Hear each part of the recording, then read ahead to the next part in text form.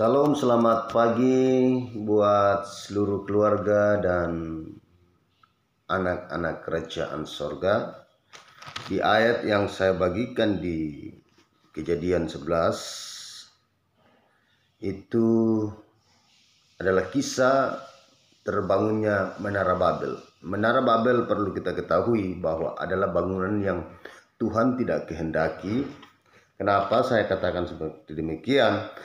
Karena di awal perpecahannya bahasa-bahasa sebelumnya itu adalah satu bahasa dari seluruh kaum manusia di muka bumi. Nah, saya melihat dalam pembelajaran ini di ayat yang ketiga, marilah kita di bagian B, marilah kita membuat batu bata dan membakarnya baik-baik. Ini adalah kerjasama yang baik yang perlu kita tiru, yang sesungguhnya adalah kerjasama membuat batu bata. Namun di ayat yang keempat saya memperhatikan ayat ini, yaitu saya bacakan, marilah kita dirikan bagi kita sebuah kota dengan sebuah menara yang puncaknya sampai ke langit. Saudara kekasih dalam Tuhan, keluargaku sekalian, kalau kita memperhatikan bacaan ini, membangun menara puncaknya sampai ke langit. Perlu kita ketahui bahwa sebelumnya ini adalah tidak jauh jaraknya, dan bahkan ini adalah kisah sesudah air bah. Nah, kira-kira tujuan mereka untuk membangun Menara Babel ini setinggi mungkin, tujuannya apa? Nah, saya mempelajari ayat ini adalah ternyata tujuan mereka membangun Menara Babel adalah tujuannya mereka tidak mempercayai janji Tuhan kepada Nuh. Kenapa bisa saya katakan demikian? Bahwa seperti ini.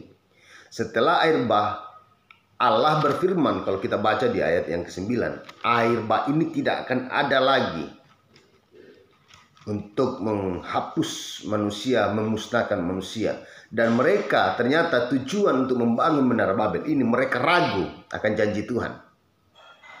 Mereka berprinsip dan berpendapat seperti ini: jika kita mendirikan Menara Babel setinggi-tinggi mungkin, kita akan naik ke atasnya supaya kita aman. Coba renungkan. Untuk apa tujuan mereka membangun Menara Babel setinggi ini? Nah, saudara kekasih dalam Tuhan, perlu kita tahu bahwa air bah dulu yang terjadi di zaman Nuh itu menutupi gunung-gunung, namun tidak menutupi langit. Menutupi gunung namun tidak menutupi langit. Nah, mereka mau membangun Menara Babel ini supaya dapat menutupi langit, menutupi gunung, mencapai langit. Mencapai langit ini berarti bisa menutupi langit. Jika di atas langit berarti mereka sudah merasa aman. Nah, itu yang saya dapat satu. Dan kedua, di ayat yang selanjutnya mengatakan seperti ini. Masih ayat yang keempat, dan marilah kita cari nama. Nah, ini yang saya mau katakan, apa hubungannya dengan pujian yang kita naikkan? Coba saya lihat ya. Mereka mengatakan marilah kita mencari nama. Kenapa mencari nama? Mereka tidak mau mencari nama Tuhan. Karena tadi mereka sudah meragukan janji Tuhan kepada Nuh dan keturunannya. Kalau kita baca ayat yang 9, pasal yang 9 itu, kita baca itu Allah berjanji bukan hanya kepada Nuh, tetapi kepada anak-anak Nuh dan keturunan-keturunannya. Dan keturunan Nuh adalah mereka yang membangun Menara Babel. Mereka tidak mempercayai dan mereka mau mencari nama. Kalau kita baca di ayat yang keempat bagian B ya, kalau tidak salah kita baca. Dan marilah kita mencari nama. Nah,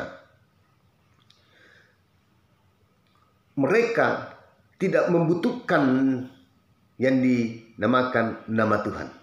Mereka ingin mencari nama mereka sendiri, membangun Menara Babel agar mereka dapat diakui. Nah itu. Dan ketiga, saya mendapat di sini mereka melanggar titah Allah, tidak mempercayai janji Tuhan, tidak mencari nama Tuhan, dan ketiga, melanggar titah Allah. Coba kita baca masih ayat yang keempat. Supaya kita jangan terserak ke seluruh bumi. Saudara kasih dalam Tuhan, tidak terserak seluruh bumi. Kalau kita lihat janji Tuhan, firman Tuhan di dalam perjanjiannya kepada Nuh dan keturunannya, di situ yang dikatakan, ini saya baca ayat ya, pasal yang 9, supaya mereka memenuhi bumi. Allah berfirman, penuhilah bumi dan taklukkanlah semuanya itu. Tetapi mereka, ini yang membangun Menara Babel, mereka berkata, supaya kita jangan terserak. Artinya kita jangan kemana-mana. Kita bangun. Jadi ini Menara Babel sangat besar mereka bangun. Ya. Sungguh besar dan megah sekali.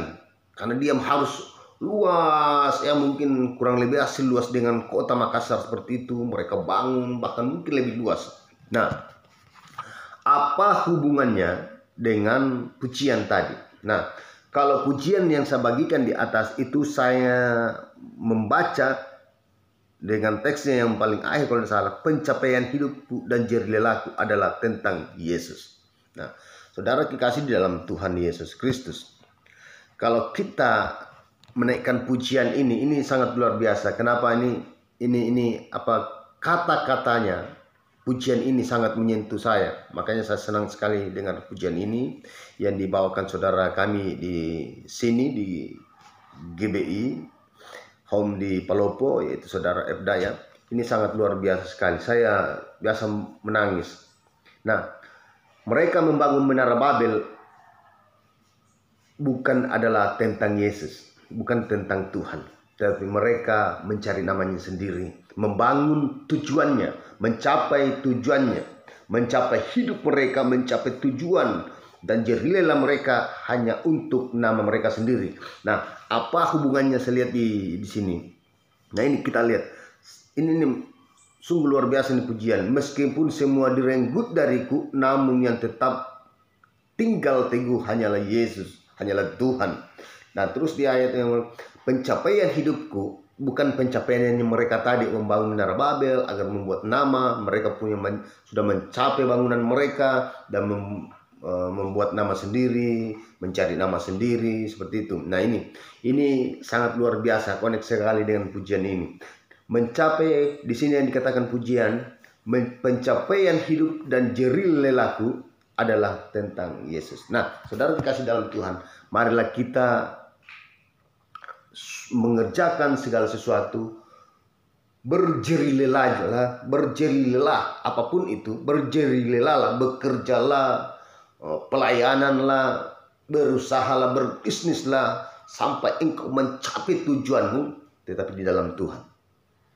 Jangan seperti keturunan-keturunan ini yang membangun Menara Babel, mencapai tujuan mereka sendiri agar nama mereka bisa dipuji.